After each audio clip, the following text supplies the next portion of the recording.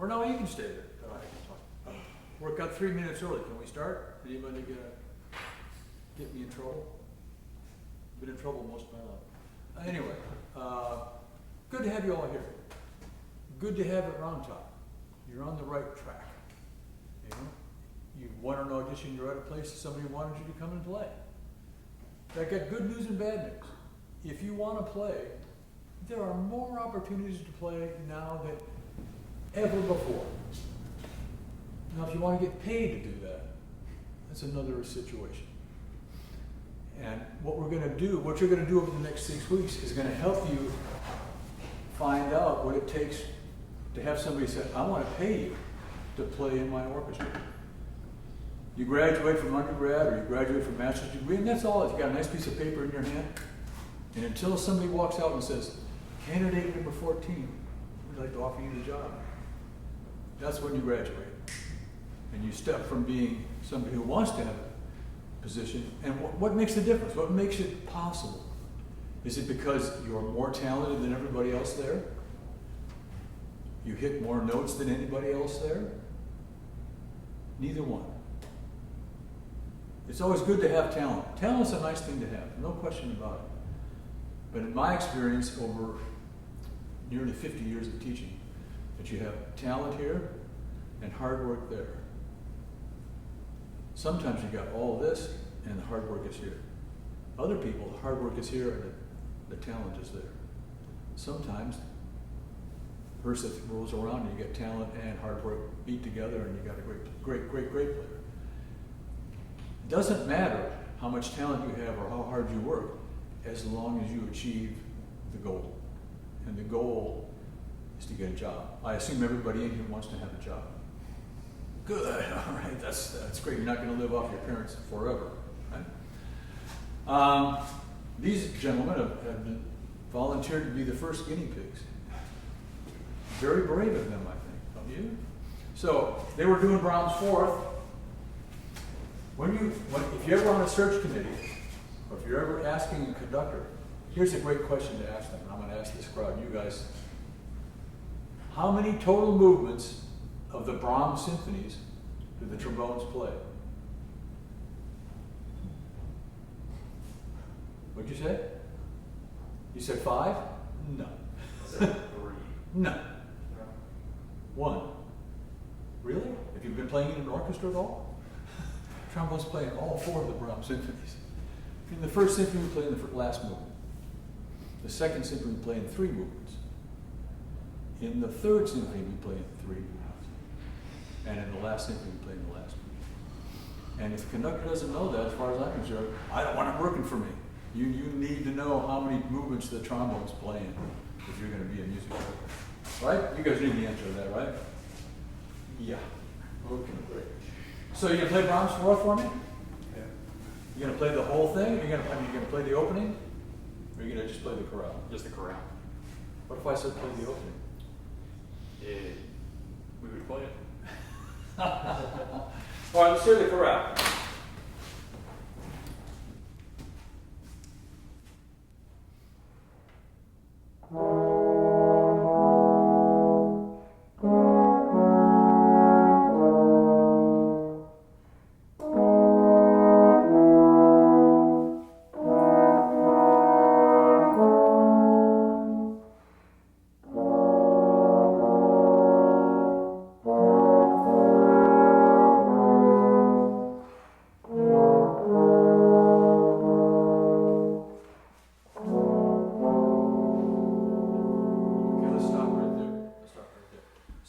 General impression of that. I want this to be interactive as much as possible. If you speak, I speak to you, then we're both involved and we have a better time. If you just sit there, I wonder if maybe you're sleeping. Do we have any feelings about that performance? Did it move you in some way? Was it in tune? I see a lot of blank faces there. Yeah. All right, so we're going to change. We're going to try something. I want you to play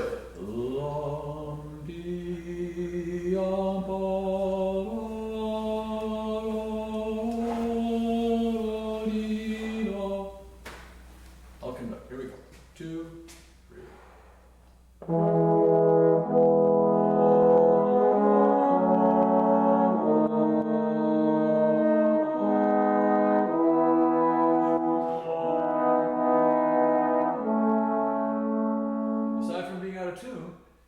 it's an actual phrase, right? It's a 4-bar phrase. And most people who don't play it very often play, amen, oh, amen, amen, amen. Da, da. It's got to live through the second note. As a matter of fact, I always played the second half note into the rest, just a little bit. So let's try it again and play what's written, but I want you to feel the second half note lives during the rest. And be careful about where you place the quarter note. Lum, bum, bum, bum, ba. Here we go. 2, 3. Yum, bum, bum, bum, bum, bum,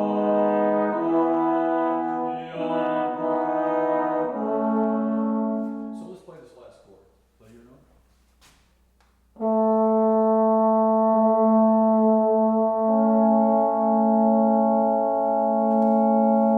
It's an A chord, right? And if I asked you guys to name the chords, you could do that, right? Good. Let's do it again. Closer. We're closer. We're much closer. Did you hear the difference when he sustained into the half note? It's like a different piece, right? And if you play it like that, if you have a guest conductor comes in and you play like that, he's going to leave you alone. But if you don't play it like that, and he has to fix it, now he's going to fix you all week long. The first performance, the first rehearsal, you have to play as well as you're going to play on the first concert, in my opinion. All right? Unless you want conductors in your life all the time. Personally, I don't. I want them to say, nice job. Let's try it again. Here we go. 2, 3.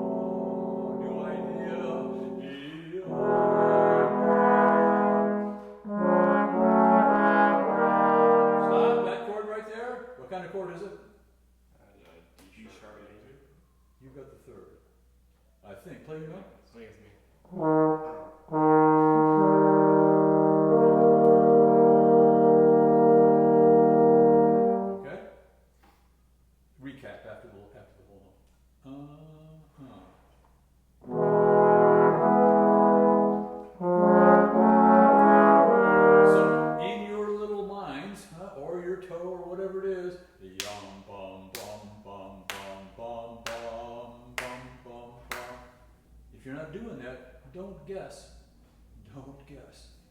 After the whole note. 2, 3. Good.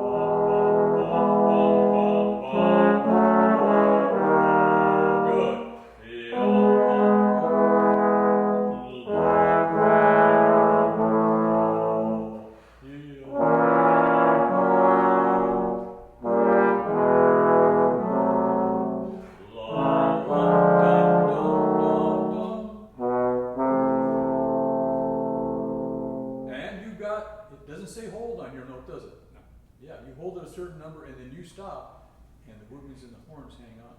Okay? Alright, we're going to go on. So the open, those of you that have played Brahms Fourth, what is the form of the last movement of Brahms Fourth?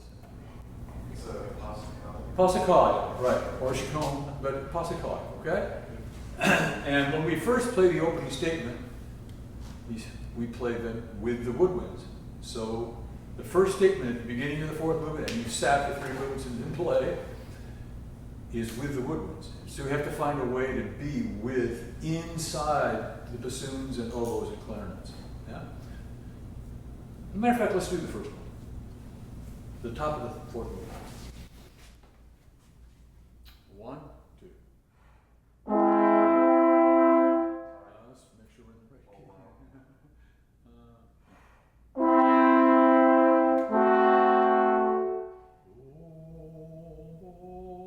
You're a woodwind, not a trombone. 1, 2.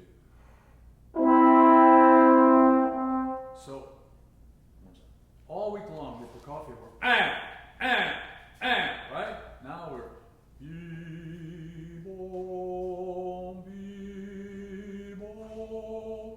you ever see a picture of Brahms? You think Brahms ever went, ah? He had a beard down to his waist, right? He didn't do anything fast. It's all Brahms, very melodic, super melodic, all right? Think polka forte. 1, 2.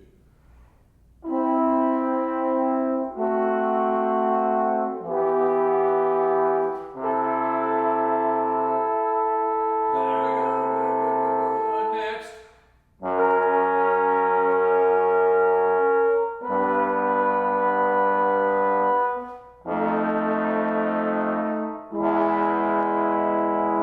Sadly, Brahms put a bunch of the thirds in the first part. That high A sharp is the third. Yeah.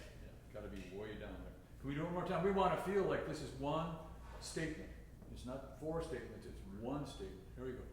1, 2, 3. Your first note can't be ba, bo, bo. Take your mouthpieces out and buzz your first note. Good, put them in. Think warm air. 1, 2.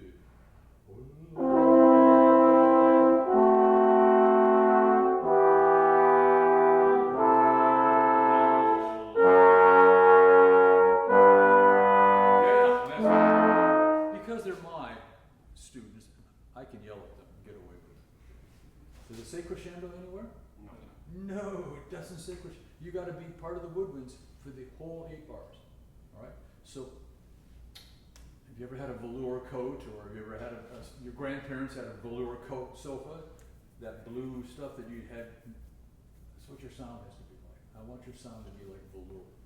Can we do it again? 1, 2, 3.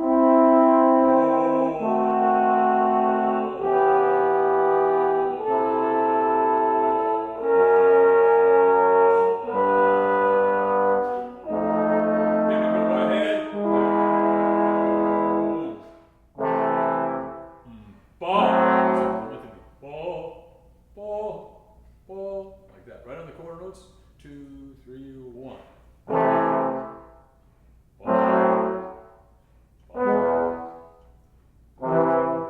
Okay.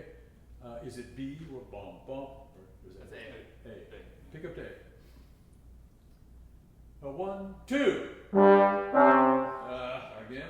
1, 2. Sharp. B, bum, 2, 3. Your part is young. Being bum bum. 1 goes with that way, and 2, 3 goes that way. Okay. You got it? Yes. Yeah. Quarter notes. 2, 3, 1. Ba. You were right. Correct. My fault. 1, 2. Ba, ba.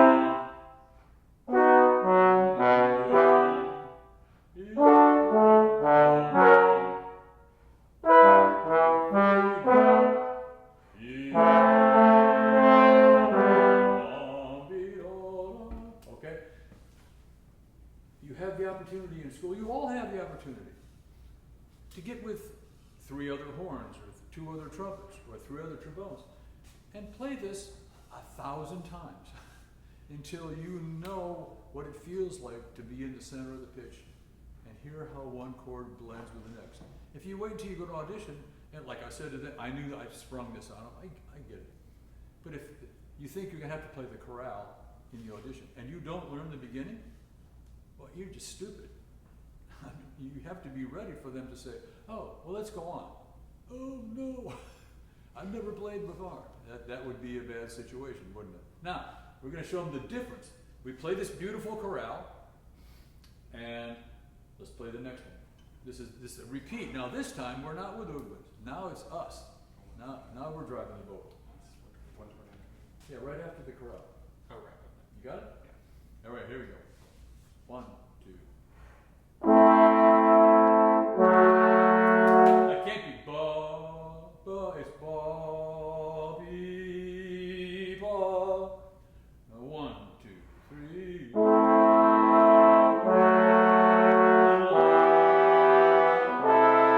Yeah, yeah.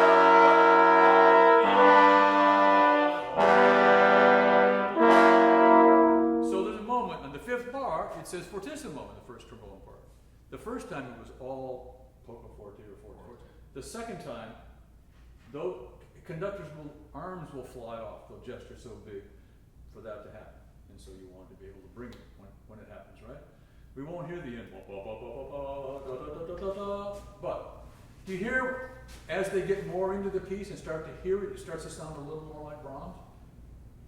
I think it's so important that we as players invest the time. If you were going to say, I'm going to buy one recording of Brahms' Fourth, who would it be?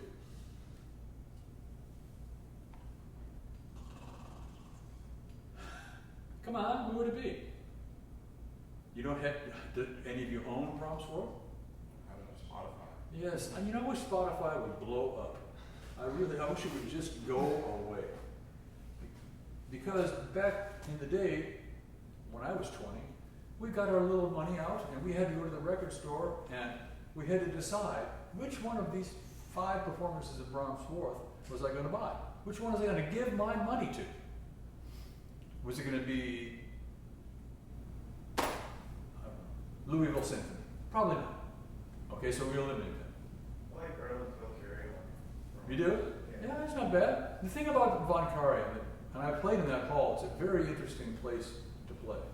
But when you buy a recording of Berlin Philharmonic, it's Von Karajan, Brahms, Berlin Symphony. That's backward. Berlin Symphony, Brahms, Von Karajan. Is what it should be. Sometimes I find, personally, it's just a little too idiosyncratic. You know it's Von Karajan from the beginning. So if you ask me, you can't go wrong with Vienna. I mean, Brahms lived there. I would probably do something like that, or if you're going to do an American orchestra, Cleveland, Brahms, Zell was really good with Brahms. Okay? You have to think about it. And you have to have, if you hear Cleveland play it, and you hear Concertgebouw play it, and you hear Vienna play it, they're going to be very different. They're going to be very different. And you have to decide which one speaks to you, because you're going to have to play it someday. And this is a very popular passage in auditions when you get to the finals. They ask this a lot.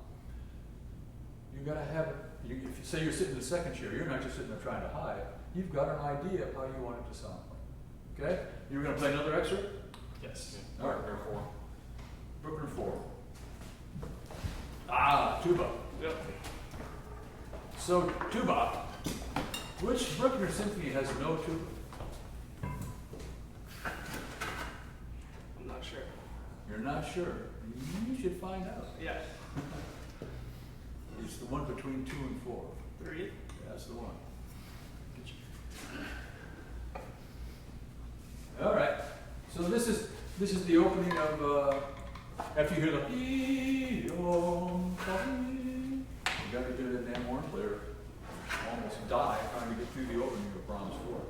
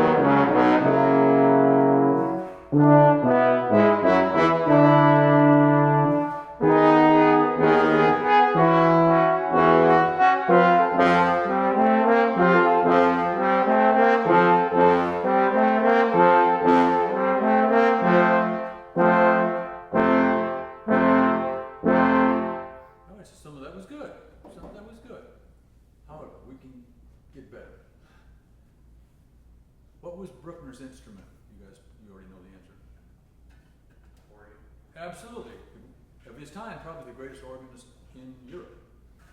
So when you play the organ, if you were going to play this on the organ and you went to play the E flat, if you went ba beep beep ba ba ba ba beep ba ba ba ba beep ba ba ba ba, it never goes dee da da da da. Organs can't do that. So guess what we should do? We should soften our initial articulation. When I play Bruckner, I'm thinking do all the time. I don't want an explosion of sound. I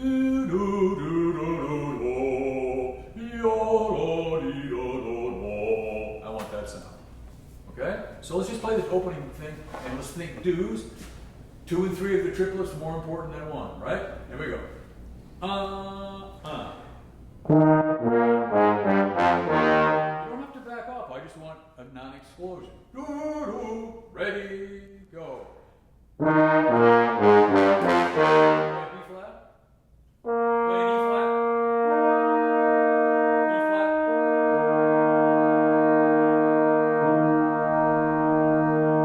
So you hear we weren't so perfect with that B flat, so a little high on a couple people, right? Here we go.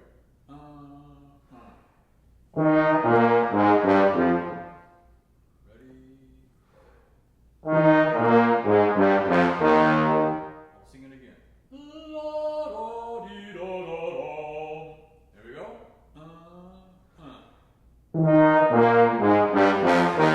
Okay, now when you play it, that was great. Just, here's something you need to think about. The stroke of the tongue and the speed of the air are inversely related. The faster I push the air, if I'm not careful, I over-articulate because we've got, now you get this big, which you don't really want. So as we play louder and faster air, you have to think about softening the articulation so you don't get that punch in the face, right? I think you guys can even do better. All right? There we go.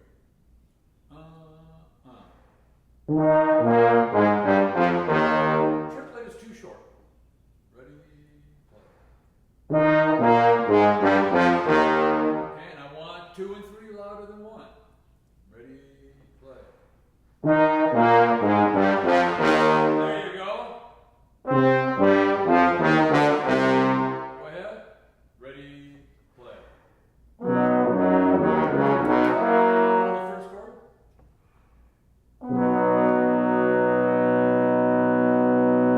Right there. Here we go. Ready? Play. You have to do that again because it's the most famous tuba note in the entire symphony. This one right here. When any orchestra you play in, you want to hear dee da dee da beam bong.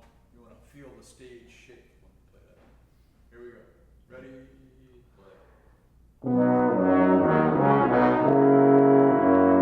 Is it tongue or slurred? No. Is it tongue or slurred? Slurred. It's slurred? I'm going to put a do tongue on it. It sounds a little too wishy-washy to me. Ready? Go. Good.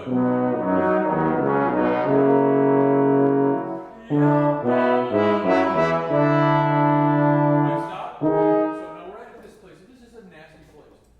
Because he wrote dee dee ya da da dee dee ya da da, and you end up trying to take a breath after the triplet, right? Right. And you end up missing the next high A because you've been trying to take a breath.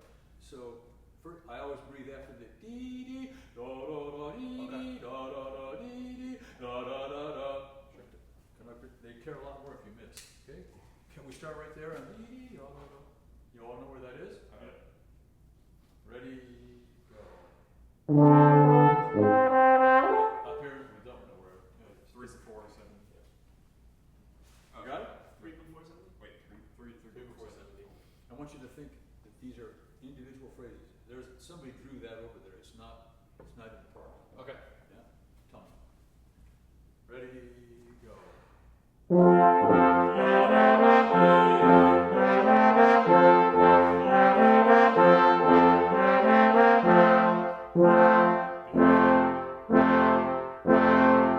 So they're getting better, right? I think it's starting to sound more like a trombone section instead of 4 strangers that just walked in off the street, grabbed the trombone, and sat down. Is that all you learned in here? We did. No, We quite a kept bit, going. actually. Did you do the big long thing in the 4th movement? We did. We just did the first movement. Yeah. Well, there's a spot in the last movement. Beam, beam, ba, bum, ba, ba, ba, bee, dee, bum, ba. Yeah, and it goes on for 4 lines. Oh, yeah. And it's all fortissimo. And if you get into an audition, you play Brahms 4th, and you got to play 4 lines fortissimo of Brooklyn. If you're not careful, something bad could happen. You have to make sure that you've got enough chops to get to the end. And as in a lot of programs. What else did you learn? Just the first. We can do the chorale. Tell me what it is. So we've got just about everything up until this chorale. So everything on this page, everything on this page. Boy, I hate that thing.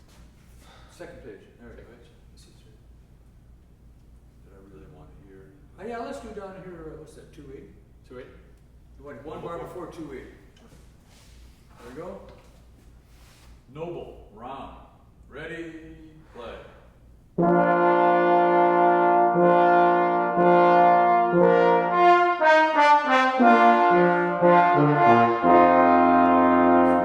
know you think you're doing a lot on 2-3. I know you think you are, and you're trying. A lot more. So maybe that means what? Less on 1. So I can do more on 2-3. Yeah.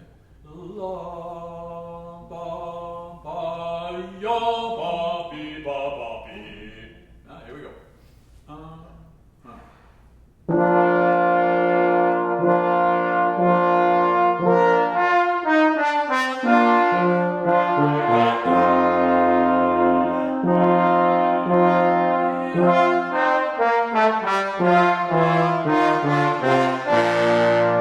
And be ready for that retard, because 8 out of 10 conductors will put a retard right there. Yeah. All right. Anything else in this? We've got the chorale after that. Yeah, we did before 310. So I tell this story. I forget the name. It was Mirek Danovsky was the conductor, who very talented guy, but very talented. So we come out and we play yum bum beep bum, because I was always taught you got to be on the first note of the triplet on time, last note of the triplet on time. So we play yum bum beep bum bum bum. He stops. Oh, trombones. You play like Americans. It must be yum bum beep bum bum bum. You must make me wait for the downbeat. So we get to the end where the horns go dee yum ba da. He stops. Horns. 10 times louder, please. So we start again, and they play louder. He stopped right away. I said 10 times louder. So a couple of them decided, I'll show this clown, I'll just blast my brains out. It just crazy. He stops. Says, very good. Now in the concert, just twice that loud. And it was tremendously exciting. It really was. However, you don't want conductors to continue to tell you to play louder and louder and louder, because there's a point of no return, right? All right, so show me where. Right here. 4-3-10. And then this is the next page. Okay. This is an interesting spot. Let's play this. Okay, here we go. 1, 2.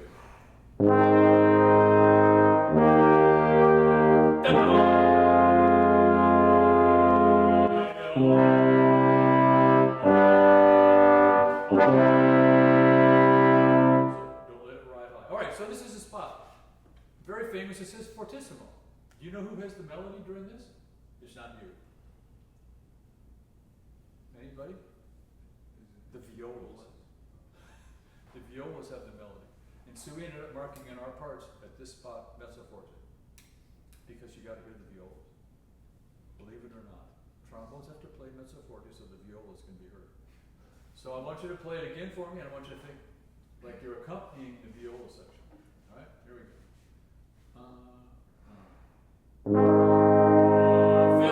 Fill the room for a second. 1, 2. That's good.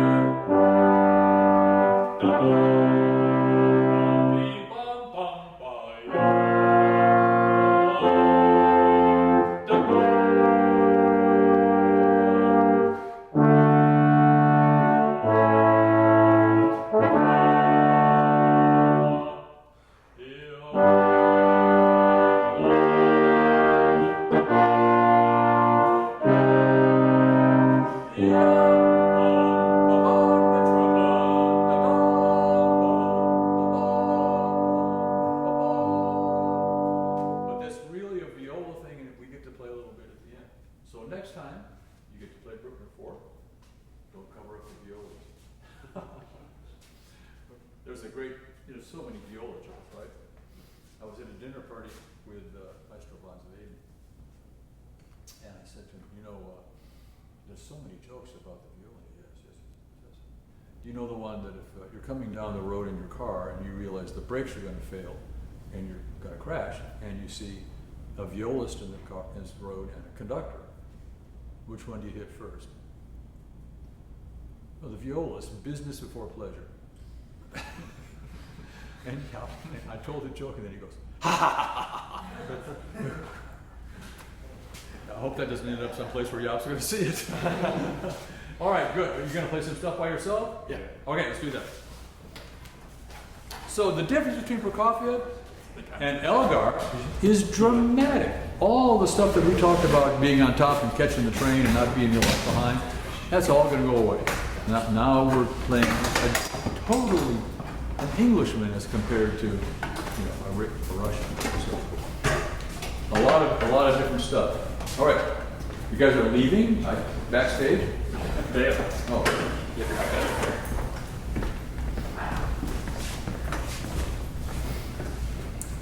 If I ask this question, which is compositionally, which is the best Bruckner song?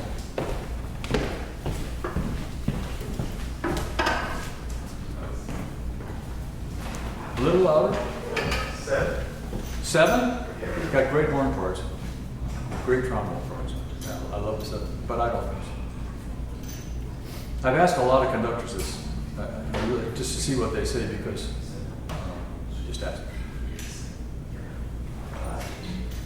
Until you play 5, you don't realize what a great, like the Bruckner 8. I love Bruckner 8.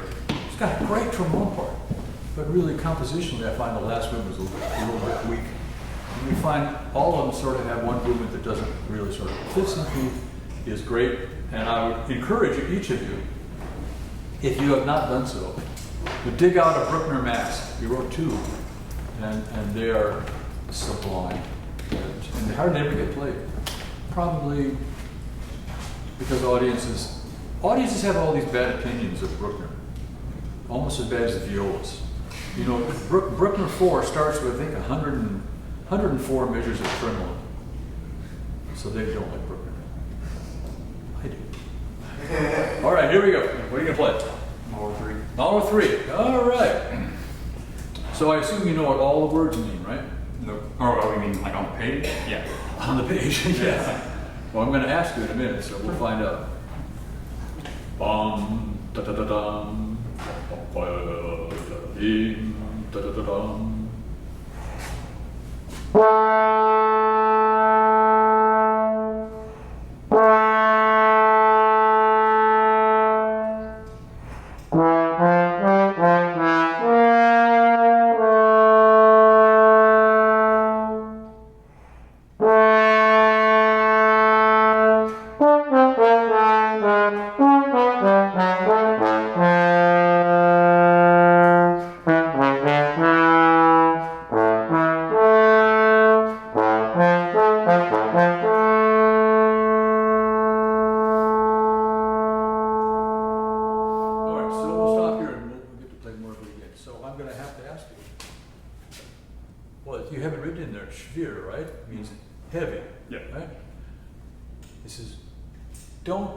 Triplets. Yeah. And so that implies what? Rush it? Or... Well, at least move forward. Yeah. Yeah. Can you sing an A? Da, da. Buzz it. Oh, yeah, no good. Try it with no tongue. Yeah. So what does that tell you? There's something wrong with your tongue. Your tongue's in the wrong place. Right? Because you did it with no tongue, it's fine. Again, with no tongue. I want the buzz to go back there and break that window. Again. Low. Right, I want you to pick up your horn, put the trombone in there. I want you to play me an A, fortissimo, with no tongue.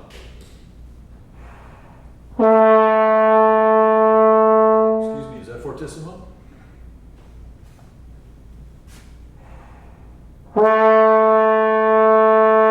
what I hear is ba, ba, ba, ba. I want that. Was it again?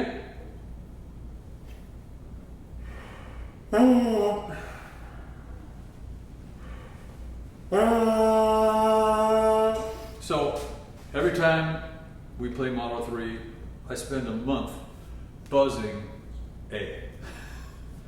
Over and over and over again. No tongue, with tongue, no tongue, with tongue.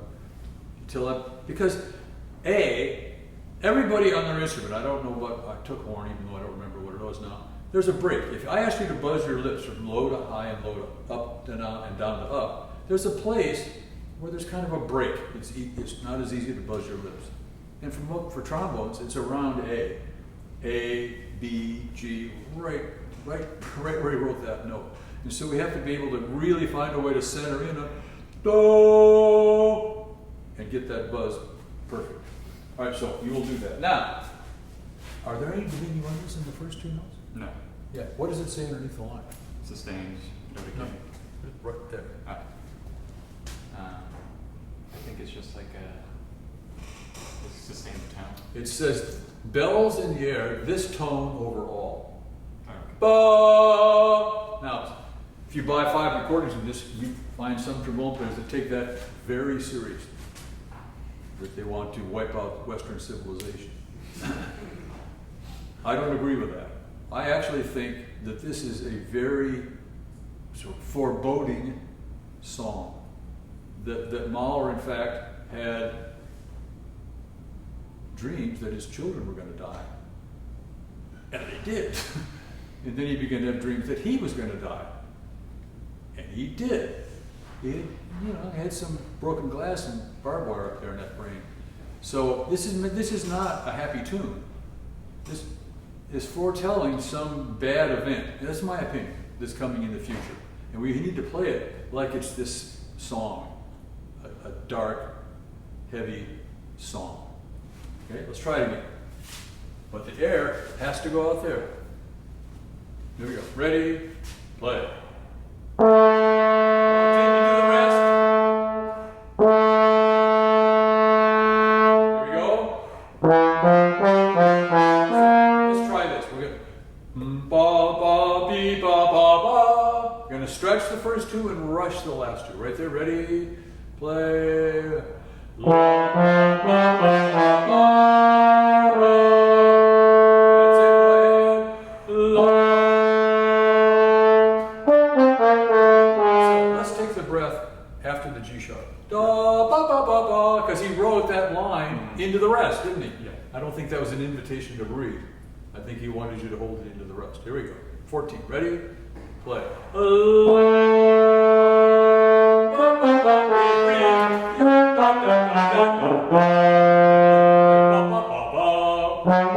Can you be better low A? Ba ba ba ba. So, lots and lots of trombone players do that. Ba ba ba beep, ba ba ba ba ba ba ba. No, it's da da da. Ba ba ba ba ba ba ba ba, right to the long note, right? But it's better. We're not taking the breath there. Yeah. Start back at the left. 14. Ready? Play. So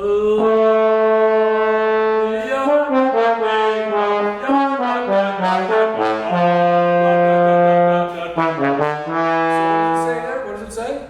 Push forward. Yeah. Push forward. The whole solo goes forward. All right. Again. Ready? Play.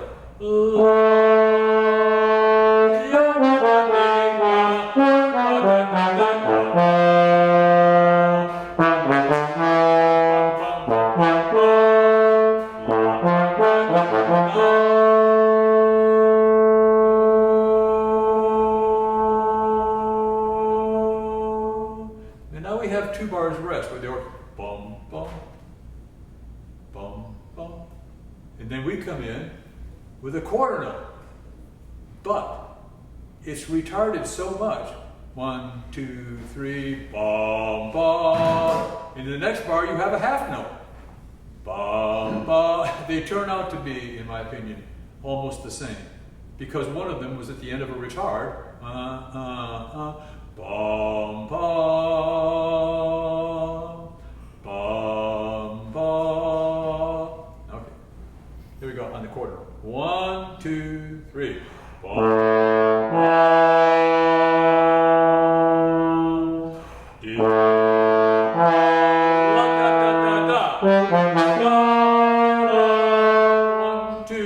3. We're in a rush here.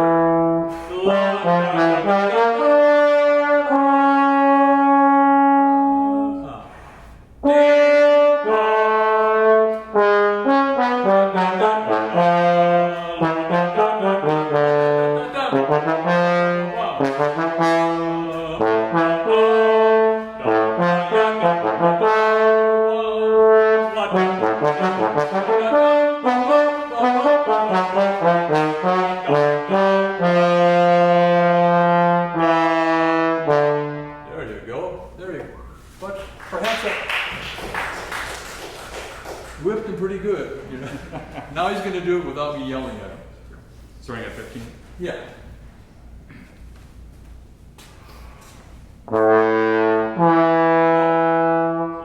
la la la la. That's to be in tune. So is that in tune? Is that interval in tune? You think it's in tune? Those that think, raise your hand. How many don't think it's in tune? Okay, is it sharp or flat? Too narrow or too wide? No, it's too narrow. Ba ba ba ba ba ba. And to my ear, now my wife says, who's a violinist, that I think flat because she plays the violin and she thinks sharp. Ba ba. Okay, but ba ba.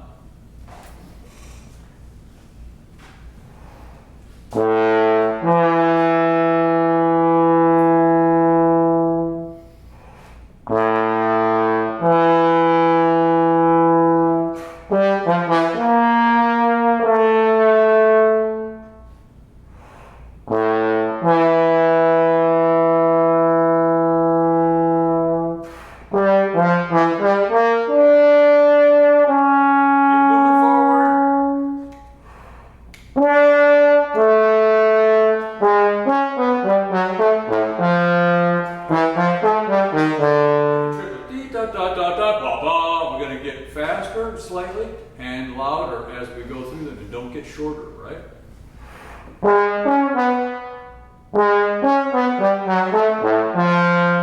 I can't let you go ba ba ba ba ba ba ba ba.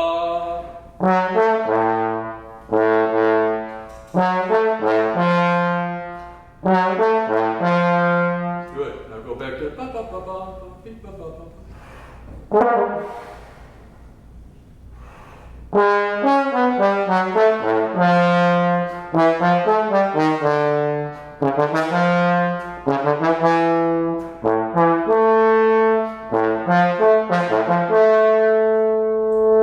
Cello rondo, go ahead.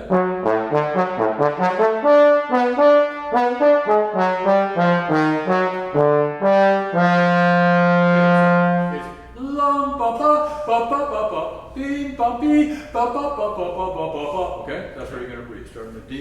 No, sorry. Read where? After the second D. D ba ba ba ba ba ba ba.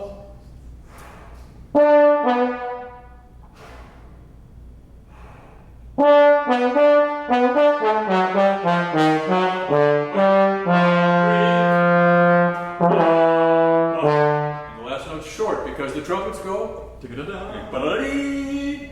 All right. This is a hard piece. This is, I hate to see this.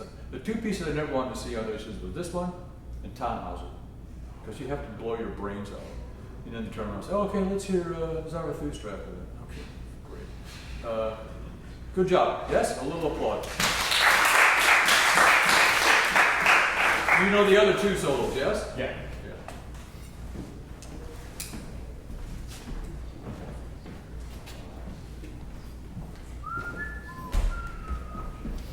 It's quite a week when you do Mahler 3. Lagazolado. All right. So maybe I'll make my little speech now about Pavlov. I'm very Pavlovian when it comes to auditions and excerpts.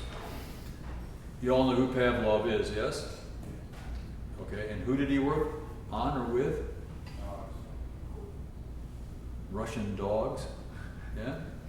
He had dogs come to eat, he had food there, and when he put the food down, he would ring a bell, and the dogs would come up, and they would salivate when they saw the food, and they heard the bell. Eventually, He took the food away, rang the bell, the dog salivated without the food. That's called a conditioned response. Okay? So when we go out to play an audition, there's 70 horn players there. And we're going to, first round, you're back there warming up and thinking, oh my God, I got to get through. I got to pay for my car, I need a job, my wife, oh, what all that stuff. There's a million things going on in your mind. You get out there on stage, and often there can be a jumble of thoughts. What's the right tempo? Is this room too loud? Or do you play louder? Do you think they'll like my lead pipe? Oh, what about my mouthpiece? You know, a million things.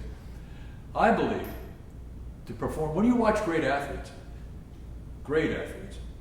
when they came to the moment of truth, you can look in their eyes and you see this thing. They're really focused. They're really focused. And we need to learn how to be really focused when it comes time to put the chips on the table. So I encourage people to do this. We're going to do La Gazzolata right now. Well, I could do the Model 3. What would I think before I played Model 3? Bum, da da da da. Bum, da da da da. That did two things. It gave me the atmosphere I'm trying to create, and it gave me the tempo. Now, ba, wrong note, ba, I'm ready to play. La Gazzolata, da da da da da da. So, ba, yum, bum, bum, bum, ba, ba, ba, ba, ba, ba, ba, ba, ba. Two entirely different styles. Italian opera is not Mahler. So I try to think, yum, bum, bum, bum, ba, ba, ba, ba, ba, ba, ba, ba, bum, bouncing a ball up. Bum, bum, bum, bum, no. Bum, bum, bum, bum. So I think that, I'm ready to play. How long does that take to think that? 2-3 seconds. Committees will wait 2 seconds for you to put your mind in the right place to play this passage. There's some other little tricks we're going to talk about here in a minute, but let's hear the Gazzolata. So you, in an audition, you would sit down? Lately I've been sitting live on my headsets. Yeah. Okay.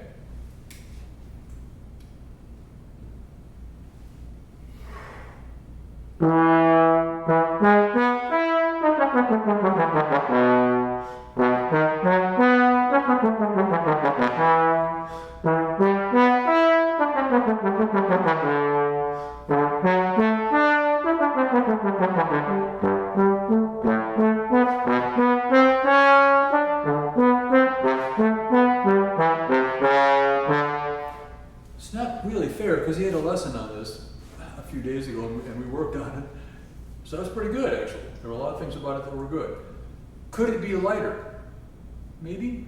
Could the scales be a little more emphatic about arriving at the resolution note? Remember, we worked on ba-ba-ba-bum, ba-ba-ba-bum. Just do that on the first scale, on the D sharp. And see, he insists on la-da-da-da. I want you to just show them da-da-da-da. Get the right pitch. You see the slide just goes with it. Ba-ba-ba-ba. I don't care if he plays it with a valve. That's fine. But I don't want to hear ba-ba-ba-ba. I want to hear ba-ba-ba-bum. So if I were you, we're going to do it. You're going to do it right now. You're going to play ba-ba-ba-bum, ba-ba-ba-bum, ba-ba-ba-bum, ba-ba-ba-bum.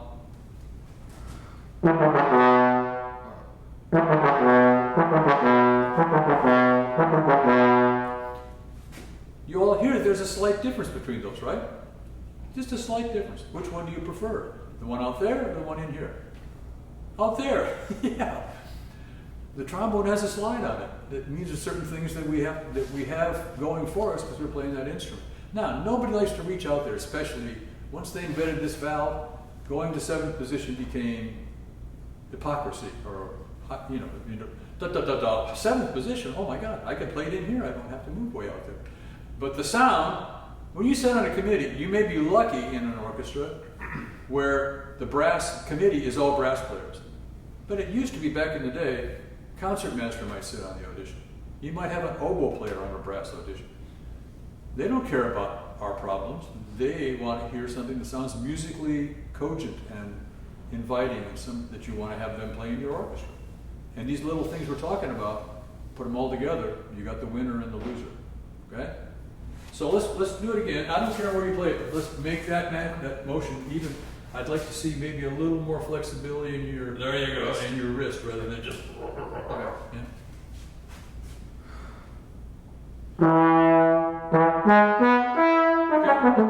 Play those 4 notes again. Is that in tune? No. Yes, that's in tune. Do you hear the difference, everybody? Yeah, this one's in tune, the other one's not in tune. Okay.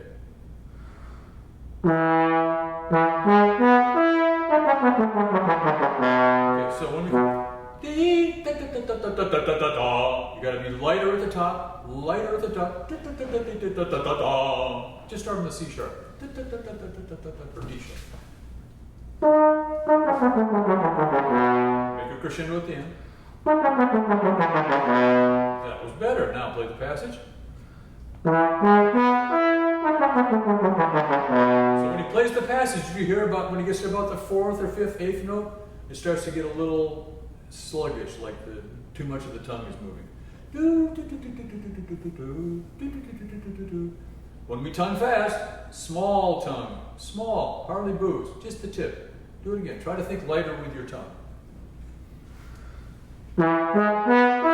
Careful. Da da da da. Yum bum bum ba. Yum bum bum ba. Da da da da da da da da.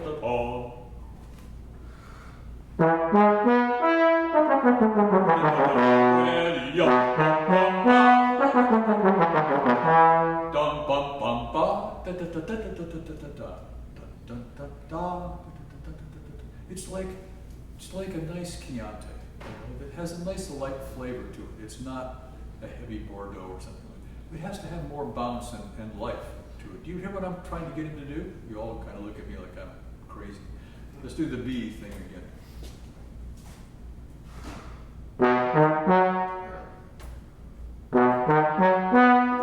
So your second note fails because it doesn't lead you to the third note. Yum bum bum ba. Give me the better D sharp. Go ahead. Good.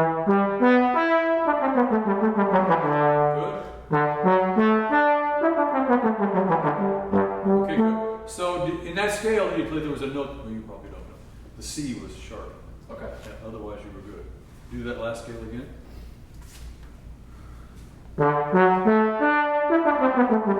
So the thing that didn't work there, did you hear yum bum bum ba da da da da da da? No, we can't pop the first note. Yum bum bum ba da da da da da da da da da. If we pop the first note, we're stuck. We can't do anything more with the rest of the line. Control the first note, first 8th note. That's good, not too soft. Da da yum ba yum ba ba ba ba ba. And I wouldn't crash that C sharp too much. How about the long one? The last one. This one. Beep ba ba ba ba ba ba ba ba ba ba ba ba beep ba ba ba ba ba. That one there, yeah.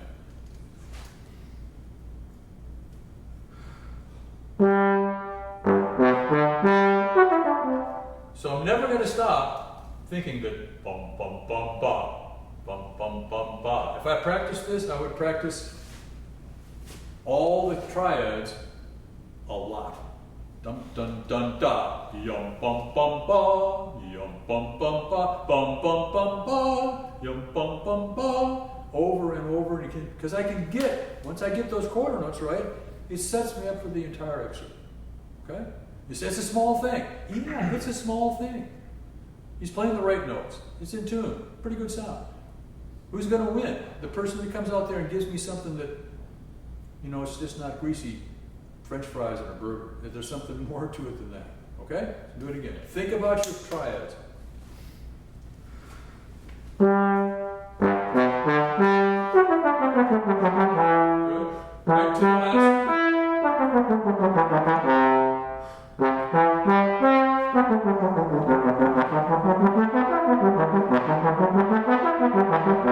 Pretty good, except that in the orchestra part, you play la da da da da da da, and one goes dee da da da da, dee da da da dee da ba ba ba ba ba ba dee da da da da da. It's in the other. It's split up between first and second.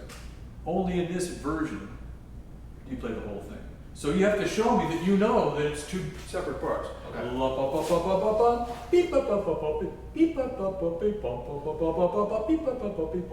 Right? Some more downbeat emphasis. No, he actually starts on the second eighth note. Okay. Second eighth note of every phrase, right? Okay. Yeah. Right. No? Yeah, you're right down here? Yeah, Yeah. good, perfect. Did you take a breath? No. Why would you not take a breath?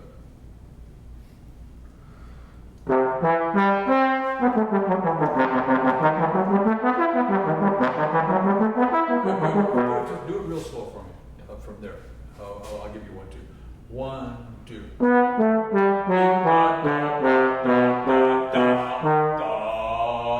Now, new phrase. Bong, bong. Go ahead. Bong, bong, bong, bong, bong, bong. Bing, bong, bong, bong. Bong, bong, bong, bong, bong, bong. Bong, bong, bong, bong, bong. Those are the phrases, right? You got it? Yeah. Do that up to 10.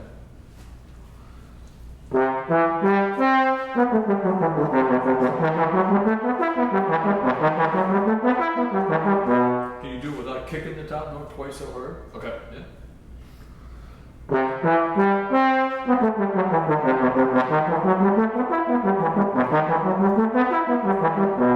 You're on the right track. You just got to work on it some more. Believe it or not, in auditions, we can hear if these scales are out of tune, right? If they're not in tune, we can hear it right away. Next. Thank you. Good job. We're going to get to you. I promise.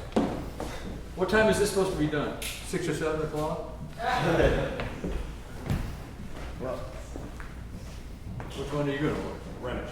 Reddish, that's right. Something soft. Yep. Yep. When I was in the Army, I was stationed at West Point for 3 years. A friend of mine, Mike Lassiter, was Ed Anderson's student from Cleveland.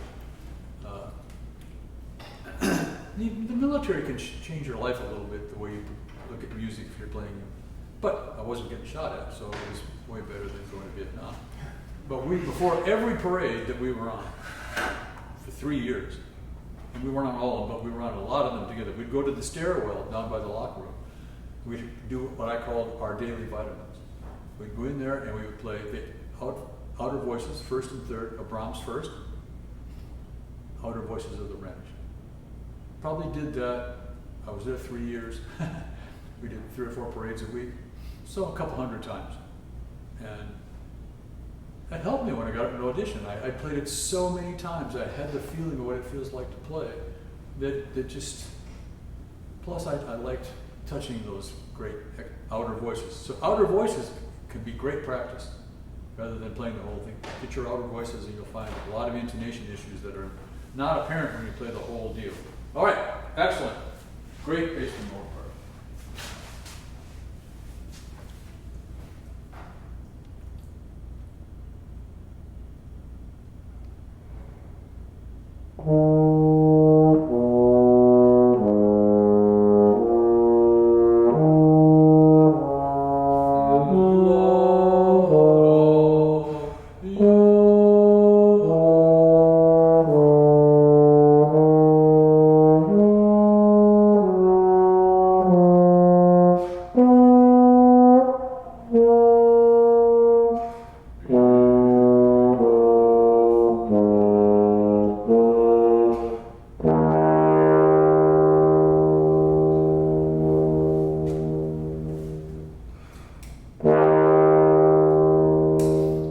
Okay, so there are a couple of things we can do better. First of all, each note must call for the next note. The first note can't exist without the second note, and the second note can't exist without the third note.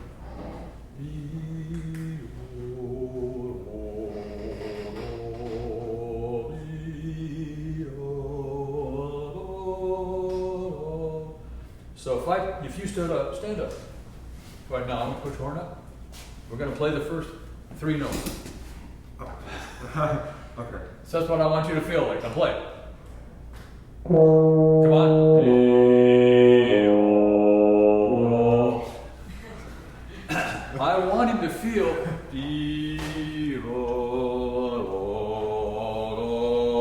Like there's absolutely no quit in any of those notes. The one note is calling for the second note, and the second note calls for the third note until we get to the cadence. You've got to make me believe that D-O is the most important thing in your life for the next note to sing like the previous one. Okay. All right, do it. Do it standing up. All right.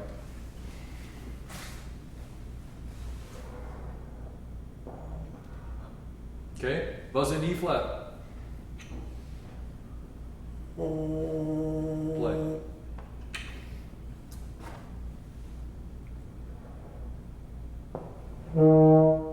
Okay, so why did the note not come out? Because I was not buzzing the right pitch. Absolutely, 100%. Correct.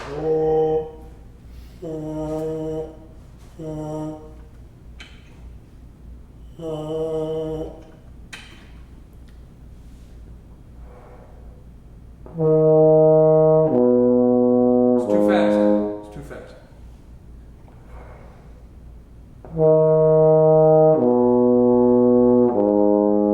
Sustain.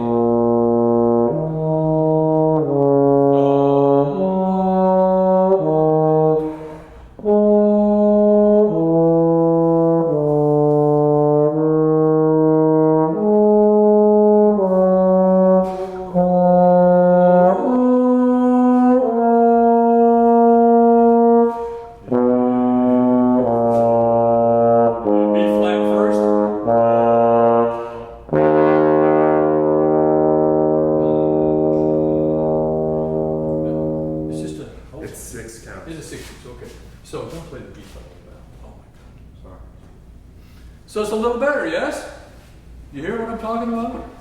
And if you can deliver that message, that this, and I'll tell you the random story. Of course, the trombone doesn't do what? When do you play? When does the first trombone player got to play all these high notes? In which movement do we play? You know? 4. 4. What do we do in the first 3 movements? Nothing. We listen to the horns. And then when we hit start this movement, you're playing with first trombone, first horn, and playing in unison. Way up there. First time I ever played it for real for Gunther Herberg, used to be Mr. Detroit. He comes out in 8.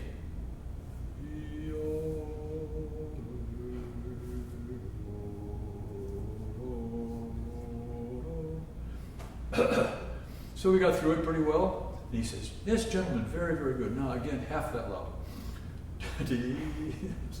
Okay, well, that's conductor's always going to say that. No matter how soft the first time through this, you don't want to play as soft as you can, because I guarantee you, they're going to ask you to play it soft. Never play as soft as you can the first time. Don't play as loud as you can, because they're going to ask for more and they're going to ask for less. So, one more time. Can you make me sustain it even more? Sure. You know, soft sound still goes like that. Okay. It doesn't go. The audience should lay on the floor right there.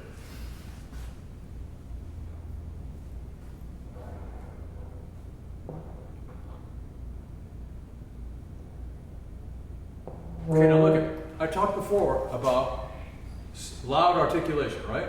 About you have to soften it because we've got a lot of air going. We've got hardly any air going through there. So we have to repair it. 2, 2, okay, now. 2, 2.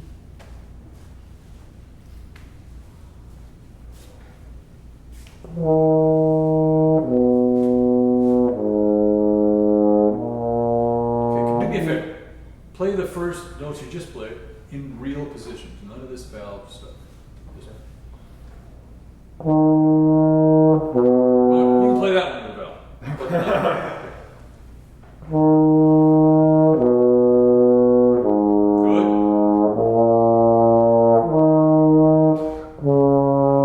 Okay, now play it the other way with all the valves.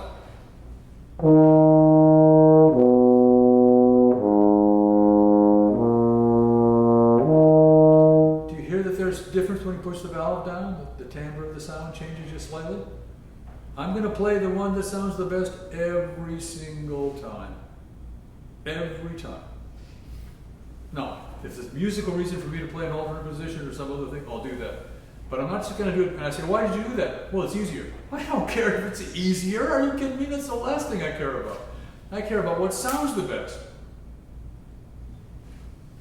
Now, as soon as this is over, you can play it any way you want. But for right now, let's try to avoid the B flats or the vowels.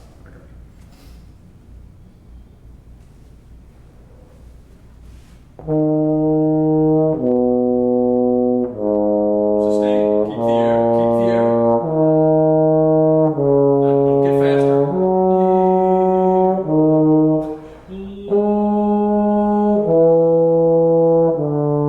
Sustain. Call for the next note.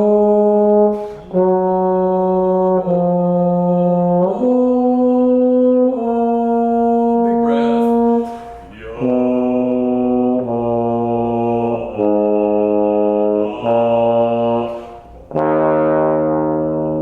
One, two, three, four. So, in my opinion, compared to the way you played it the first time, we're starting to get to a place where there's some intensity of the musical idea. Do you hear it, or am I just imagining it? Yeah. That's really, really important. You want to play the solo, the next one? I saw Chicago Symphony do this in Carnegie Hall with Schulte back when Ed Klein was bass trombone player. And Schulte had this habit of kind of he'd move his head and his elbow and stuff like that, and the bass trombone comes in, and he gave Ed he came in about half a beat early. I know he was mad about it, but he got the great head fake.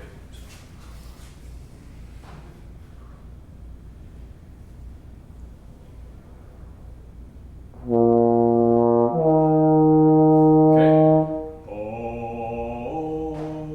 No bump, huh? If you have to use legato tongue to smooth it, fine, but you shouldn't have to.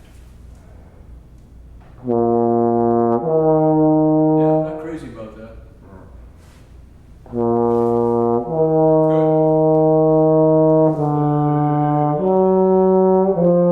Don't go faster.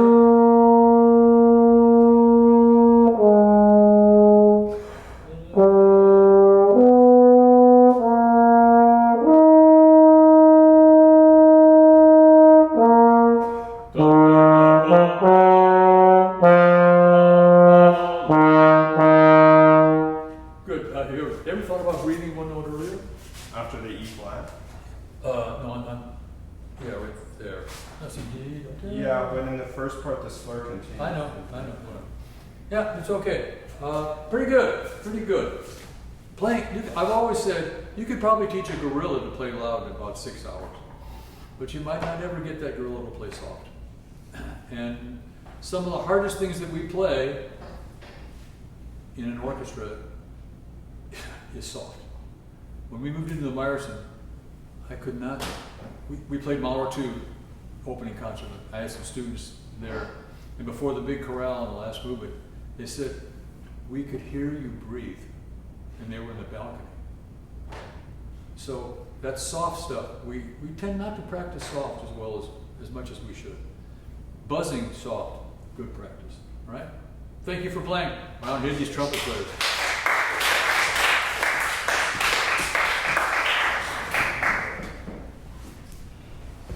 You want to play a couple of notes? You may. Does anybody else want to play? First of all, while she's getting ready, any questions of any kind about music? None? That's great. So I'm very complete, or you're not mentally alert. When I came to the Dallas Symphony in '72, the annual budget was $4 million, and now it's $40 million. Chicago Symphony is probably $80 million. And you see these orchestras are constantly, all this brouhaha in San Francisco. It gets to be a big gamble. I mean, there's a lot of money out there laying around, and getting a job and then being involved. If you get a job, be involved. Get on committees and find out what's going on. Yes, sir. What has been your experience like serving on committees like in Dallas? Well, I was chairman of the Players Committee during Mr. Van Zweden's time, and we had a couple of very uncomfortable conversations. You have to be willing to stand up for what's right and what's in the contract. But in general, committee work, I think, is rewarding. When I came to Dallas, there was no pension. We had no 403B. You know what a 403B is? You're going to learn if you get a job. 403B means when they take the taxes out, or when they take money out to go into your 403B, your retirement.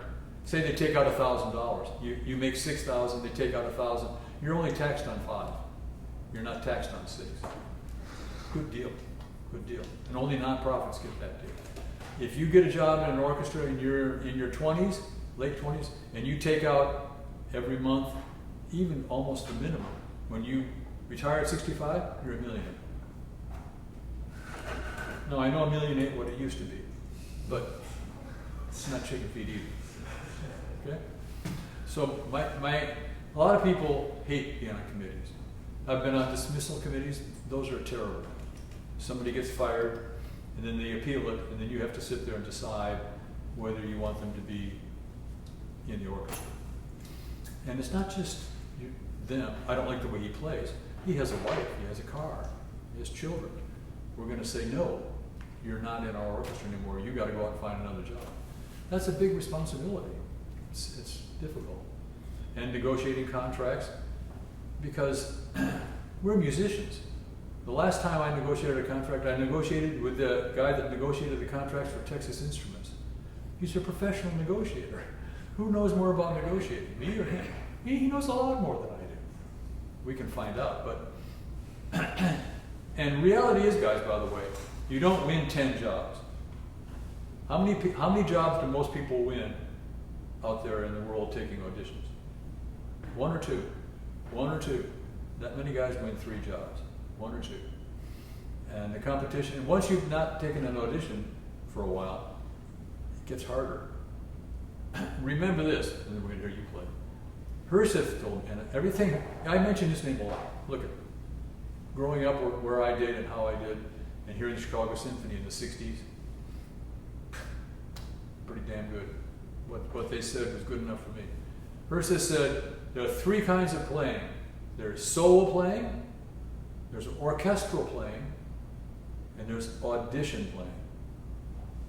When you're going to play an audition, you have to play musically interesting enough for them to want to hear you play again. But you've got to play in the correct style enough so they know that you know that you're playing in an orchestra. That's audition playing. Don't be the clown that plays Mahler 3. There are tons and tons of stories about pretty famous guys trying to blow out the back wall. No committee sits there and says, oh boy, look at, he plays really loud. Oh boy, well, let's invite him to be in our orchestra. No. Use your brain and play into the room that you're playing in, right? So that's the difference between solo playing and orchestral playing. Henry Smith told me, if Ormandy knew how loud I played, if he sat in front of me, he'd have a heart attack. And that's true. Conductors don't have any idea how loud we're playing back there and what we have to go through to play. But should they? It's not their job. Their job's to wave a stick. By the way, those sticks never make any sound. You guys make the sound. So you're responsible to and I think it sounds great this week. The amount of progress of the orchestra this week, phenomenal. It's a hard piece. Don't pat yourself on the back yet. Wait until the last note Saturday night. But it's been really remarkably good progress. What are you going to impress us with?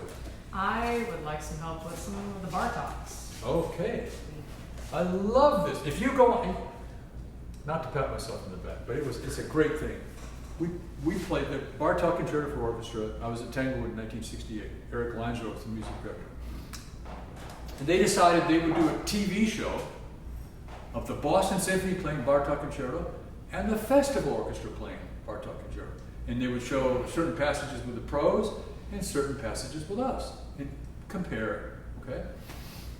And so I'm playing second to Roland that week. Lights, we're in the main shed, the lights are on everywhere. I feel this tap on my shoulder. Turn around, it's Eric Langevin. He says, gonna show you boys off today. Walked away. So we come to the interrupted intermezzo. We go on. Yes, let's go back and do it again. We do it like 5 times. Each time it gets louder. You can find it on YouTube. There's Boston Symphony, Bartok, Eric Lansdorf, 1968. Every time I see it, it makes me laugh. What's your favorite recording of this? Chicago. Pretty good. Is there another one you like? That one's my favorite. Yeah. 1993. Philly. The old Philly one is really good too. Yeah. Really, really good. Gil Johnson sounds great. All right, let's hear it.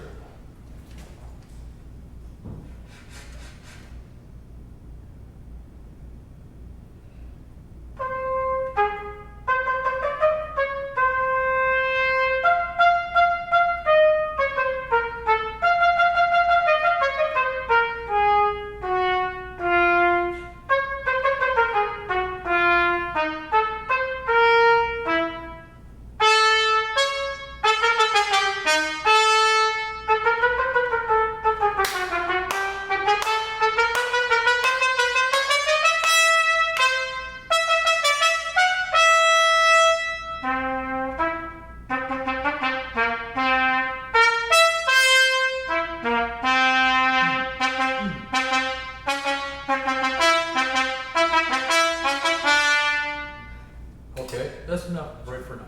Oh, the next part is really cool.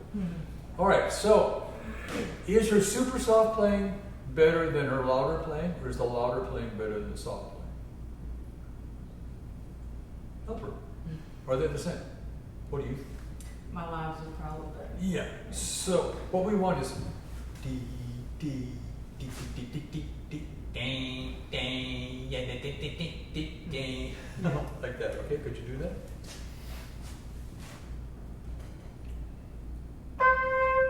Yeah, but that I'm sorry, that note went from here to there.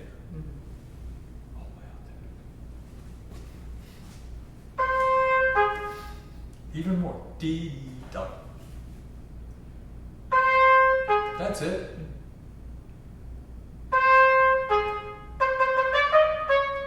Okay, good. And just for fun, let's think. D dot. Yeah, da da da da. Almost like the second 16th note is going forward. The first one belongs with the first two.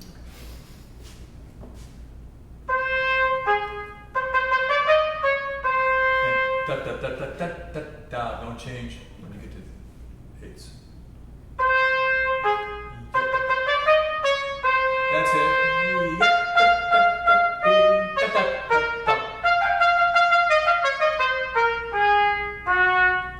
Yeah, I wouldn't get softer there. Da da da da dee da da. Yeah, good.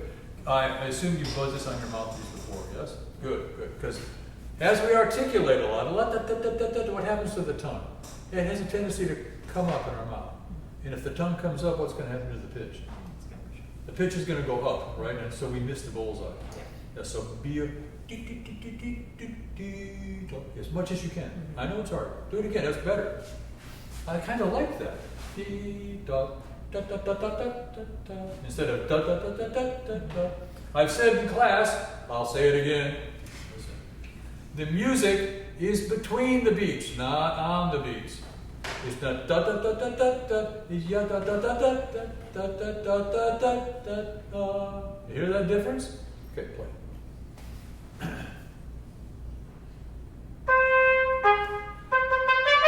Okay, you can do it without the big crescendo, right?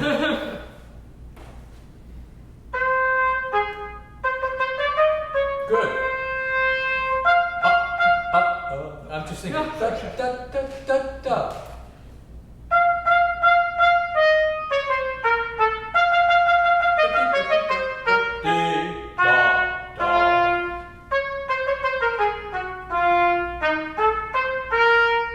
So you got lazy da da da da da da ya da dee da, right? Yeah. Can over here is it? Will that work? Yeah.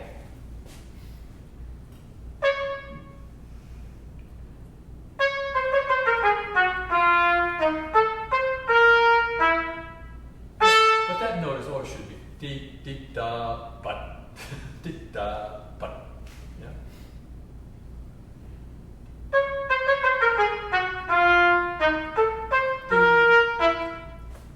Even more. That that. That's it. Go ahead. La da dee dee da da da dee da dee da da da da da. Yes.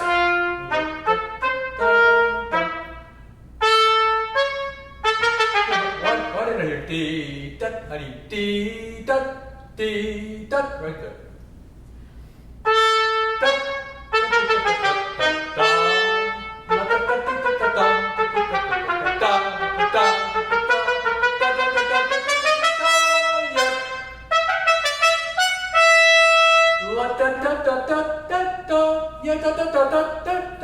Yeah.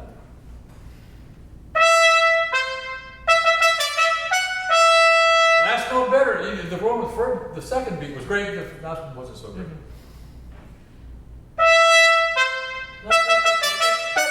Good. There you go.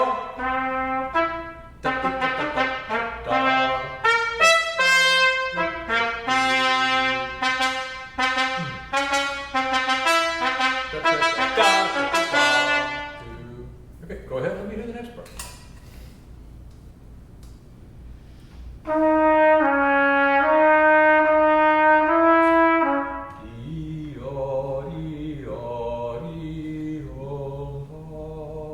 The whole world changes. Yeah, right here. Yeah, do that.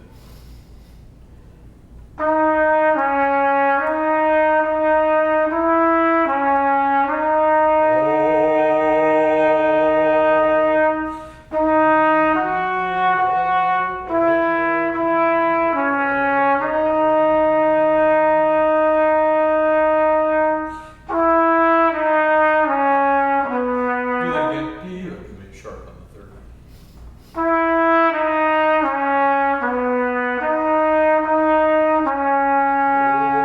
Round sound.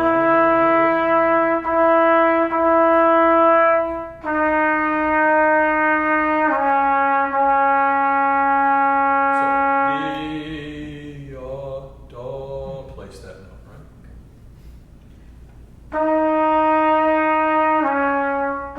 There you go. Comedians know if you come up there and go dee da, that you're afraid to re-articulate. Dee da, correct? This is the dance of the couple. It's really you'll like the bassoon story. It's two bassoons at the beginning, two bassoons, and then this brass chorale. And then what happens after that? Three bassoons. Eric Lansdorf stops and he says, "All I know there were two, and now there are three. What happened during that chorale?" I thought that was really charming. All right, you got anything else here, or is that it? Yeah, I have this. Oh, you gonna do the hard part? Yeah. All right, let's hear it. When I was a student, Armando Catala was the principal trumpet. And he came walking in, he had his bag, he had like a doctor's bag he carried for his trumpets. I don't know why he didn't have a trumpet. He came out and sat down. I'm out in the audience watching rehearsal. And he'd pick his horn up and he'd go, and then he'd go, "Ba-da-da, ba-da-da." Put it away. Go on with it. Next day he came up, "Ba-da-da." Do it 3 or 4 times. I said, what the hell is he doing? Till the week they played Bartok. Dee, bum, ba, ba-da-da, da-da-da-da. He'd been practicing ba-da-da Yeah. for a week.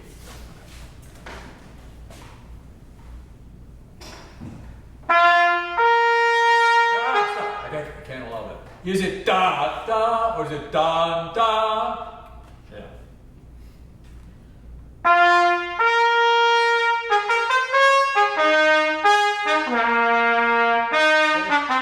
Buzz it, buzz it, buzz it.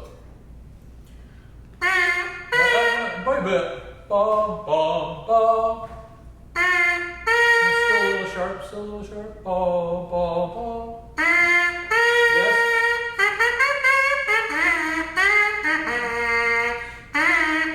Do it again. And can you lighten the tongue just a touch? Do it. No, no, no. Yeah, there you go. Good.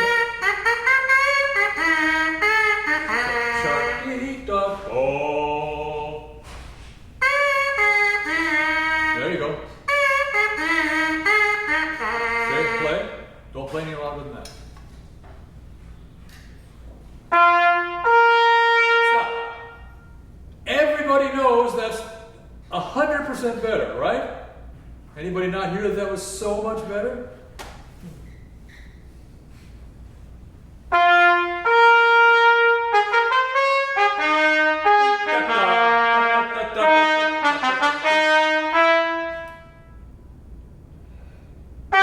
Remember,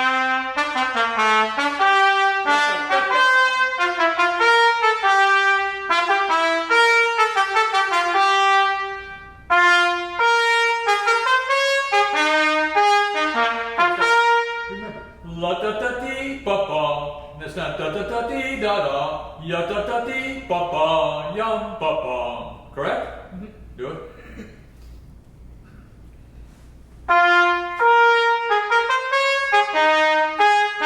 You have a tendency just a little bit to fall into the downbeat. Da da da dee da da. Da da da dee da da. Ya da da da. Be stubborn about the rhythm.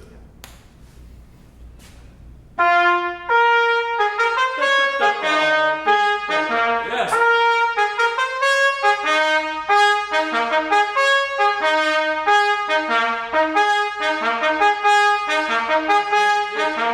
It's da da ba ba ba ba bee da da da da dee da da da dee da da da dee, that finger, okay?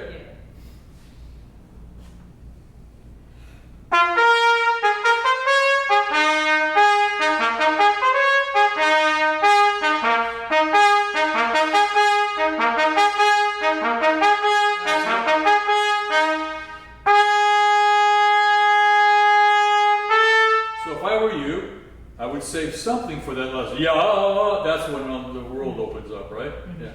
Otherwise, quite good. I think it's excellent. You make a nice sound. Good job. But think about the relationship and the integrity of these small notes within the big framework, right? Dee da da, dee ba ba, ya ba ba dee da da, ya da da dee da da, dee da da. Very important. Okay, thank you. We got 6 minutes left. There's got to be at least one other question. I can't tell you what the stock market's going to do, but You talk a lot about not using alternate positions and using the true positions. A lot of the times I'll use the alternate position to maintain the smoothness of the line. Would you sacrifice the smoothness or the tone of the sound when you're playing? there are some soft solos, for example, in Mahler 5, where I play B flat fifth. Yes, the smoothness is nice. It's way overrated in my opinion, except in auditions. Auditions are another deal. I may be just because I'm old. I want to make the best sound I can make all the time. And if I have to go dee-da or dee-da, I can handle this. I can learn how to do that. It's easier to make it smooth out there. I don't care if it's easier. I can make it sound smooth this way too. Easy is not the issue. I understand your point exactly. There are places where it makes sense to use alternate positions.